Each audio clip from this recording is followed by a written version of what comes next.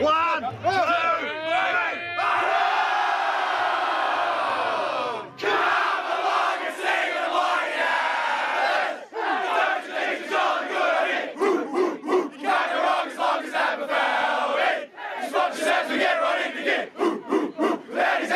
we're the top side of the nation. We're going to be in the rocks and in the past.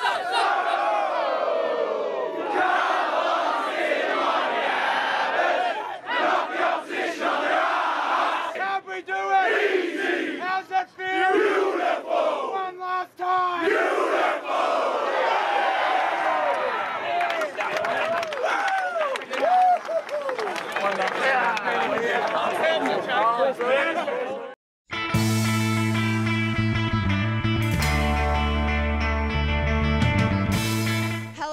My name's Claire Varley and welcome to the season final of EDFL Web TV for 2015. On Saturday we saw Aberfeldie break a 41-year A-grade premiership drought. So let's throw to the Adems and have a look at all the highlights. Well, Adam Russell, the season is finally over. Aberfeldie, well, they've been waiting 41 years to get that flag, and on the weekend they finally got over the line. They broke that 41-year drought with that win over Greenvale. Yeah, Chief, it was the undefeated season. They went the whole year, and what a way to win it in that grand final. They did everything right. I don't think they put a foot wrong, and well deserved at the end of the day for Aberfeldie. Great to see the premiership drought over and finally get the monkey off the back that they had the last 2 years. And from the start as well, Adam Russell, quarter time, 6 goals to 1. We saw Brock McLean get involved early. Al Keffer kicked the first goal of the day. It took Greenvale a while to kick their first, but they had their opportunities early. Brewer missed one, and Adam Marrick was getting involved as well. So they had their limited opportunities. Greenvale only kicked 1-3 for the term. 3-1 would have been much more handy. Yeah, most definitely. You could tell pretty much almost 10 minutes in that Aberfeldie had come to play. We saw Kyle Reimers kick a nice one on the run, but then, as you mentioned, Brock McLean kicked an even better one 5 minutes later, and everything was just going perfect for them. Yeah, it was quarter time. It was 6-2, 38-1 at 3-9. So even from the get-go, it was sort of catch us if you can, as it has been all year. And already there was plenty of goals there for the highlights reel. As you mentioned, Brock McLean got 2 in that quarter. And the Jets, well, they had their opportunities here and there. Eventually, Nick Marrick was able to get that first goal of the game. It was, I think, about the 24-minute mark of that opening term. But they were basically behind the 8 ball from the start. And even Aberfeldie's backline, their pressure was excellent. Yeah, definitely. I think that was something that stood out all season. Aberfeldie, they were so well-rounded around the park. Their defence, their forwards, their midfield, just everything went right for them. And Nick Marrick did kick a very nice goal in front of the Aberfeldie Hill, the Gorilla Hill, on the day, and just silenced those fans as he comes in to kick this goal. But at the end of the day, Greenvale, they were sloppy going forward, I thought. A lot of the time, when they did get their opportunities going forward, they didn't take the most of their opportunities.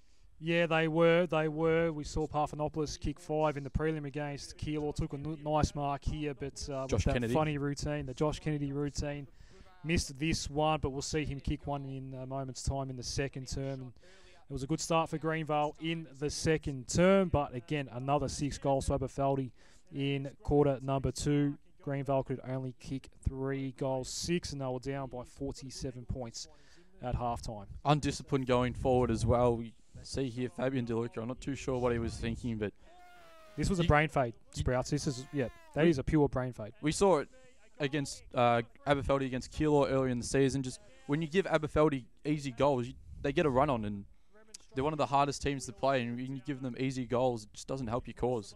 Yeah. So Graham's kicked the first goal there, and well, we know he ended up with 7 for the day. The first one there, and then this one as a follow-up from that DeLuca incident. But Aberfeldie, it was a strange second term, this one, at Sprouts. We saw this turnover here, and Tom Hill kicks the goal, makes Aberfeldie suffer for that one. It was one of the few mistakes Abbas did make in the term, but it was a strange old second term, some interesting incidents as we just saw, and a lot of stoppages as well, but still Abbas able to kick goals when they had their chances. That goal just there from Josh Cabillo, probably my favourite goal of the day. We saw how hard it was to kick goals up at that primary school, and we talked about it the whole grand final series, the final series I should say, and he's just gone back and eased that one in. Really overall captain's performance from him, and a top off a great season. Yeah, Abbas didn't really have too many problems. Even Zach Hislop, who we see here kicking a goal, kept bobbing up everywhere. This was second term. I thought he should have had a goal or 2 in the first term as well. Zach Hislop, obviously there for the losing grand finals, one of the many for Abbas out here on the weekend that did taste the bitter side of grand final footy, and good to see him get a win. And well, the Kyle count, who's involved here, Jess Rush ends up kicking the goal. The count was at 3 at the end of the day. But, well, this man again, Angus Graham, just did the job up forward. It's such a great story, considering that we saw that he, just a simple Facebook message, got in contact with an old coach, Adem Potter, and look where it's led to him. He's best on ground in the grand final, kicking 7 goals as a ruckman. So they were connected at Coburg. Obviously, Angus Graham, a Richmond-listed player, playing at Coburg. That's where the connection came from. And he's come in halfway through the season, Angus Graham, and had such an amazing impact. He was the Reg Rose medalist in the end. I reckon Adem Al-Houli was pretty good down back as well. A real key pillar. Ryan Allen had a good game as well. Adem Al-Houli, he is often spoken about. Probably people would have Campusano ahead of him in terms of who is the best fullback in the game, but I really like what offensively Adem Al-Houli brings to the table, and you can see he set up this particular passage with Catapan kicking the goal. Yeah, a lot of end-to-end football from Aberfeldie, and it does start with Al-Houli, obviously. Yeah, he had a really, really good game. We're into the third term now, Sprouts, and Aberfeldie just turns it on. This is where they won the game. Angus Graham gets in for another goal. I think that was number 5, so still a couple to come. Maybe that was number 4. Matt Smith got one out the back here, and then a pretty empty forward 50 gets a goal here for Greenvale. But Aberfeldie in the third term, it was 9 goals 4 to 1 goal 3. That Matt Smith goal, the only one that Greenvale got in the third quarter. She was over at three-quarter time, a 96-point lead in favour of Abbas. I think she was over a lot earlier than that, Chief. But yeah, well and truly by three-quarter time, I think I was down at the huddle, and it was really all smiles and a lot of positivity down the Aberfeldie bench. It was a sign of relief, I think, was the word that they used a lot, and it was great to see them really enjoy their final term. Yeah, it's such an amazing thing to be able to just have fun in the final term of a grand final, especially when you consider all the attention that goes in the lead-up of it. You're probably right though. It was probably party time early in the third term, to be honest, and we're still seeing the highlights at the moment. Now we're into the final term. Farchi only got the first one of the final term for Greenvale. The margin did go out to 106 points at one point. Greenvale made the most of their junk time though. But before that, before Tom Hill managed to get some late goals, Aberfeldie were just kicking them for fun. Yeah, pretty much. We're coming up to one of my favourite plays of the day. Just Blackwell, here we go. Look at it. Yeah, this is where you feel sorry for Greenvale. Campusano is a champion player. Can we just touch on Greenvale just very quickly, Adam? I really do feel for the Jets, because I don't think it mattered who Aberfeldie was playing on Saturday. No, they would have done this to anyone. Yeah, from just about any league. We spoke about Kiel or Pascoe Vale. Yeah, at all different points in the season. No one was going to beat Aberfeldie on this day except for Aberfeldie, and they well and truly got their headspace right and just too dominant. It's hard to say that the stature of Greenvale has been dented, or hasn't been dented, considering they've lost the grand final by 76 points. But I really don't think it has been. This is still a champion football club. They've got so much to be proud of. A first-year coach in Shannon Grant. They've gone back to the grand final after missing finals last year, have the Jets. I still think they can look back on 2015 and be proud of what they've achieved, despite having a disappointing result. It's just comments on just how dominant and how far ahead Aberfeldie is from the rest of the competition. Yeah, most definitely. Congratulations to Greenvale on their season, obviously, but Aberfeldie, there's always those few players that miss out. We spoke about Angus Graham being so good, but it was really important for them, considering Courtney Johns missed a lot of football. Reece Moylan, obviously, with a broken leg. Just unfortunate, but congratulations to Aberfeldie. What a great season it was. Thought the Maricks were good for Greenvale, obviously. They had a couple of contributors. Matt Smith battled hard all day, but it was, in the end, the Aberfeldie show. And after a lengthy 41-year wait, they have finally won the A-grade / Premier Division Premiership. Lost it in 13 and 14. They're finally back on top of the Melton. Adem Potter is an undefeated Aberfeldie coach. Angus Graham, the Reg Rose medalist. So many contributors, not only on the day, but also throughout the season. We expect Aberfeldie to feature heavily on Medal Night as well. And, well, it's just great to see that they have finally got over those particular hurdles, Adam. And, Adam, as you could expect, some very jubilant scenes post-game out on the grounds and in the rooms for Aberfeldie. We got to speak to some of the players, Coach Adem Potter, even the club president, John Larkins, who's been waiting a long time. But we'll start with a personal favourite of mine, Adem Al-Houli. Adem Al-Houli, mate, you've been waiting so long for this.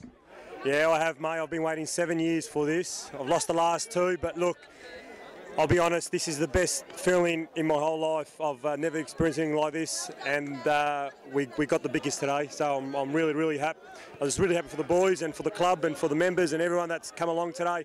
And it's been a fantastic day, so I'm awesome. I'm wrapped, I'm out of words. And all that heartbreak from 2 years ago, it doesn't matter now, does it? No, it's all gone down the kitchen sink, mate. I forgot about it. It's in the past now. We just built to the future, and I can see this club winning more than one from now on.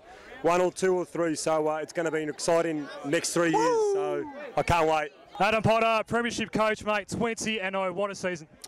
Yeah, look, you don't know what to expect when you come into a club for the first time, but that first phase of the pre-season, you just saw how committed this group was, and they were driven, and you must pay credit to Mel Michael, the work that he's done in the last couple of years to get this group to where they are, and we've just added a little bit of cream to the top, and yeah, it's just a great feeling and a relief to come in and get the job done and be 20 and zip. Today was all about getting a job done. Surely the boys delivered on that today. Yeah, definitely. Credit to Greenvale. I thought, they tried to change a few things. They threw Smith as a spare, and I just found our guys adapted really well. You could just tell before the game, the guys were switched on. Yes, there were nerves, but they were really confident about their role, and we'd been drilling that into them for a couple of weeks, and we're, lucky to have just a squad of 26 training for a couple of weeks together, and that really paid off, and allowed us to be well prepared for today. All right, Wade Patak, mate, you were there for the heartbreak at 13 and 14. This must feel great. Yeah, it's definitely different. So, coming off 2 losses, and, even though we hadn't lost a game this year, we were still nervous going in today. Those things, they still hang around in the back of your head. So, we never thought too far ahead, and, even with the scoreboard, we just tried to ignore that and just keep playing the way we've been playing all year and sort of not let them come back into it. Can a grand final performance get much better than that? Not really. No, not after, 2 gut-wrenching losses the last 2 years. So, this means so much more, and the fact that, the club hasn't won a senior premiership for 41 years, so, it means a lot more, not just us, but to everyone. The president and the supporters that have been around, gone through all the hard times, so it's nice just to do it for them as well. Brock McLean, you're an Abbas boy at heart, have been for such a long time, and now you're a part of just about its greatest day. Yeah, mate, I've told everyone this has been a dream of mine since I was, since as far as I can remember, when I was a little kid running around in Abbas and, seeing all the senior premierships that they lost back in the day when I was a kid, and I just dreamt that one day I'd come back to the club and win a premiership, and it's very special to me and my family, and I happen to be wearing my uncle's number, and he played in the last premiership, so it's a very special day, and it was quite an emotional moment with my family after the game. So we'll celebrate this one long and deep into the next few days, I think. It's obviously you've had a lot of highs at the highest level, but this is particularly special, isn't it? Definitely, mate. Everything happens for a reason, so I should ring Mick Malthouse and thank him for giving me the ask, because I've played in a premiership, but it's been 12 years since I played in the last grand final or last premiership, and when you're a bit younger, you probably take them for granted. So you go that long without any success, and you get to moments like this, and you appreciate how good this is. And I'm just wrapped for blokes like Jeff Brown and even more so Johnny Larkins, who heart and soul of this club and put so much time and effort and money into the club, and it's just great for reward for him and as it is for everyone. Kyle Reimers, you had a magnificent season, mate, but that doesn't matter today. You've got a premiership medal. Yeah, it was a good season all around by the boys, but finally getting the chocolates on grand final day makes it even better. And yeah, like I said, a huge amount of relief considering where the club's come from in recent years. Yeah, they went through a struggling period a few years ago, but to finally get over the line, to reward the faithful supporters, the board and everyone that's involved, it's amazing. A couple of goals for you today. We know you like a goal and you like to embrace the crowd as well. You had some fun, didn't you? Yeah, it was good fun out there. John Larkins, are you the happiest man in local footy right now? I'd be close, I think. It's starting to sink in. Yes, it's been a very long wait for some of us, and today we played very well against a fantastic footy club. I mean, in a sense, Bruce is an inspiration for me. We meet a lot and talk a lot, and to beat Greenvale the way we did on the big day was fantastic. It's been 41 years, mate, and those brave men of 74, they finally got some new company. There were quite a few of them here today to watch. We had, I saw any number of them, really. People have travelled down from Tweed Heads and all sorts of things just to be a part of something special, and I'm very, very relieved that we've performed. It's premiers and champions is quite an achievement, and to go through the season undefeated, given we'd lost the last 2 grand finals, given 41 years since our last A-grade flag, there was a lot of pressure on the club, I think, in many ways, and I'm just very proud of the group and the club today. Very happy John Larkin's there in the rooms, Adam, and that's it. Season 2015 is over. Abbas get the win over Greenvale on the weekend. We saw Dooders and Hadfield get up as well. 3 pretty clear favourites in the end. Unlike last year, that was so unpredictable in the EDFL 2015. It was, let's be honest, pretty predictable in the end, but still some great stories come out of it. Hadfield and Dooders get relegated in 2014, come straight back up in 2015, and Abbas undefeated finally taste that success that's been 41 years in the making. Yeah, Chief, it was a great season 2015 for the EDFL, and I'm looking forward to 2016. A couple of really good sides didn't play finals last season, and I think they'll be pressing next season. The likes of Strathmore, Avondale Heights, and even an Oak Park or a Coburg districts in the lower division. So one I'm looking forward to, Chief. On Saturday, the 26th of September, the EDFL's elite will gather at the Moonee Valley Racecourse to see who will walk away with the league's greatest individual honours. All of the senior division's medal winners, as well as the senior division's teams of the year, will be announced. So let's throw over to the Adams and preview what may happen. So Adam, all the on-field stuff is over. We've had our grand finals. We've had our premierships won by Abbas, Dooders and Hadfield. Windy Hills now in cricket mode, but we've still got plenty to talk about. League Medal Night is coming up on Saturday week, and there's a fair bit of talk around who some of the contenders might be, teams of the year, which is causing a lot of robust discussion in the office at the moment as well. They will be revealed along with our winners in each senior division, reserves and 18s as well, youth girls as well. There's plenty on offer at Moonee Valley Racecourse on Saturday week, Adam. Let's start in Strathmore Community Bank Premier Division, and by virtue of the fact that Abbas went 18-0 in the home and away season, how many Abbas players are going to be up near the top of the leaderboard at the end of the count? Oh, they've had some really good contributors this season, Chief, and I think the likes of maybe Josh Cabillo, maybe even the Kyle Count, Kyle Reamers might be up and about there. But the question I want to pose to you is, Chief,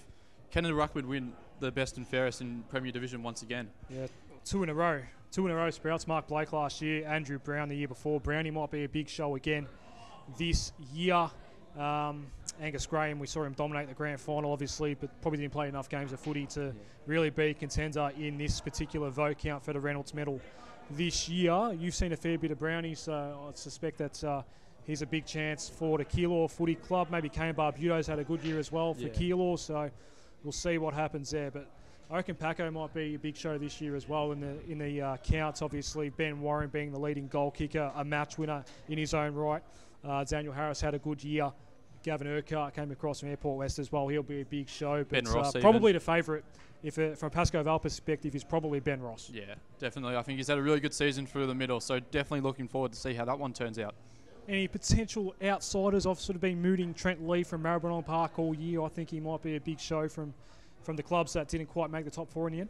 Yeah, I think maybe Luke Blackwell, another Aberfeldie contributor that I really liked for the grand final, could poll well. Who knows? So that's Strathmore Community Bank Premier Division. It's a bit more clear-cut in Essendon 4 Division 1. Good luck finding anyone that doesn't think that Shiloh Smith is walking away with the Hutchison medal. Yeah, I think Shiloh is the clear favourite. I think maybe Robbie Mullen could maybe challenge, but who are your other maybe contenders for Division 1, Chief? I reckon a few Craigieburn boys might be in for a little sneaky show as well. Obviously, the Cloaks had an amazing year. Did Nick Fletcher play enough games? Probably not. Caruso, Gordon, even Joshy Young. So there's plenty of chances there from Craigieburn's perspective.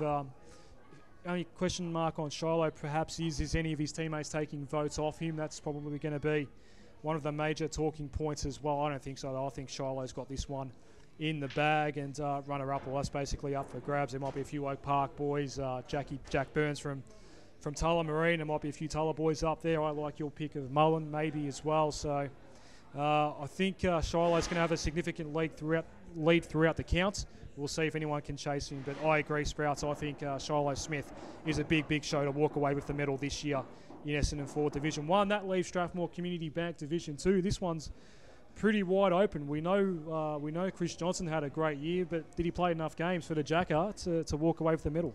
I don't think he has, Chief. I think too many of his Jakarta teammates had really good seasons. I think the likes of Bo Name, Michael Evans, even Bryce Kimmelidis, all really good players that probably got a lot of votes during the season, and when Chris Johnson did play, probably had the chance to steal votes off him. But guys like the guys in the Hadfield team, a couple of really good contributors. Who do you reckon could win it from Hadfield?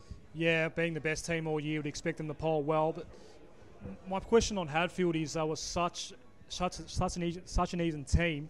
They had such an even contribution from their 22 that I don't think there were any clear standouts.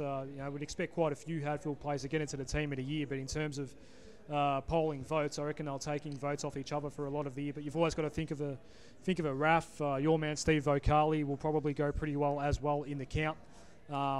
Sammy Side had a good second half to the year, obviously. Patain led the goal kicking, so there's plenty of options there for Hadfield. Matty Gray, little nipper, he might be a little chance as well. But I personally, for that reason, the fact that they were so even this year across the board in their 17 wins in the home and away, I don't think the winner of the Div 2 medal is going to come from Hadfield this year. I think it personally just might come from Jakarta. I think Bo Name's a big show here. Roxy had a few good guys as well. We know the Walkers, Dave Kennedy's favourite, Margariti, James Margariti might be a big show as well. Can anyone from outside the grand finalists get it? Maybe Coburg Districts with the Storers or even a Lucerne? Yeah, I think even the teams that didn't make finals, Chief, such as the likes of Cayman Ogilvie and even maybe Ash Fleming from East Sun. We know they didn't win a lot of games, but they were really the dominant players in those teams. So I think they could definitely poll a lot of votes. Obviously, the winner last year came from the Moonee Valley Footy Club, Musti Hamoud, who's now moved on from the Valley. But this year, Geordie Farber might be a small chance. Sam O'Brien kicked a lot of goals as well. So I reckon this one's pretty open. I reckon it'll be the closest count of the three, and we'll see who gets up in that one. Adam, I'm not really sure. It's going to be a tough one in Div 2 to find out who does get that medal. Yeah, I think it's open for anyone, but I'm looking forward to medal night, Chief. Looking forward to seeing you suit up and looking forward to seeing a lot of the EDFL's highest. You're halfway there, Sprouts. It's you'll just complete the look for medal night. The infamous red ties made a return. I got a lot of positive and negative feedback during the week, but looking forward to it, Chief. We'll see you there. So that's it for EDFL Web TV for 2015, and it sure has been a fun and exciting one, Adam. Yeah, it certainly has, Claire. Unfortunately, we didn't quite get as close to grand final as we hoped on the weekend, and certainly a deserving winner, Aberfeldie, as was Dooders and Hadfield, but it has been a great year on EDFL Web TV. We opened ourselves up to the clubs, and the clubs were really, really good to us in providing interviews right throughout the year, as was the Pascoe Vale Hotel right here. Brett Scott and his team here at the Pascoe Vale Hotel deserve a huge thank you for being great hosts of EDFL Web TV throughout the year. We need to obviously send a huge cheer out to Teo Palazziri, who got this thing started last year and turns EDFL Web TV into an award-winning product, and obviously left us halfway through onto greener pastures. But thanks, Teo, for the amazing work that you've put into the show and given me some quite big shoes to fill. Adam Russell, who we saw earlier in the show, Claire, yourself, Dave Kennedy earlier in the year as well. A huge thank you. Dambo, he got on late. A huge thank you to everyone that was involved in EDFL Web TV this year. Yeah, and last but certainly not least, we must extend our thanks to you, Adam. You did an excellent job of taking over the reins, and it's been a pleasure to film it every week with you. So thank you again to everyone who's watched throughout the year, and we'll see you all again in 2016.